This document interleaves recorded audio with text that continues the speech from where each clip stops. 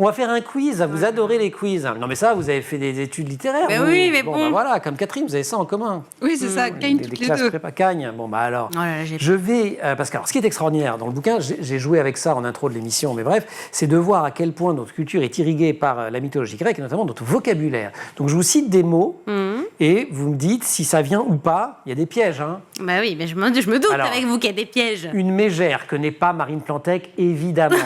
Une mégère.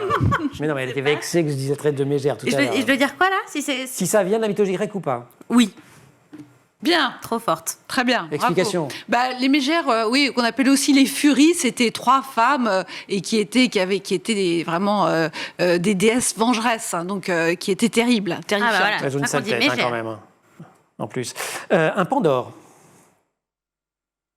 La boîte de Pandore. Très bonne réponse. Excellente réponse. Ça c'est bon. Un Pandore, c'est de l'argot. Ouais. Ça vient de Pandour et ça a été créé par un chansonnier. Un Pandore, c'est un policier en argot.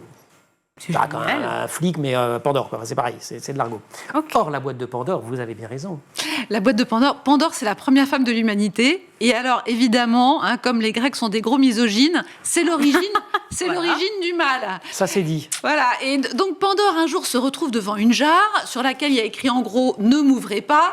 Évidemment. Et donc, évidemment, elle l'ouvre et tous les mots de la terre s'en échappent. Bien La guerre, Les la mots famine, MAUX, hein. Ouais, je voilà. précise. Sauf un, et ça c'est quand même très mystérieux, l'espoir. Donc ça veut dire que l'espoir serait un mal. Alors Hervé Le Tellier, l'auteur de l'Anomalie, vous savez, qui a eu le prix Goncourt, superbe roman. explique ça en disant, eh bien l'espoir, parfois, c'est ce qui nous empêche d'agir, parce qu'on se dit, tout va s'arranger. Ça va s'arranger demain. Voilà, il Ouais. prend l'exemple de l'écologie.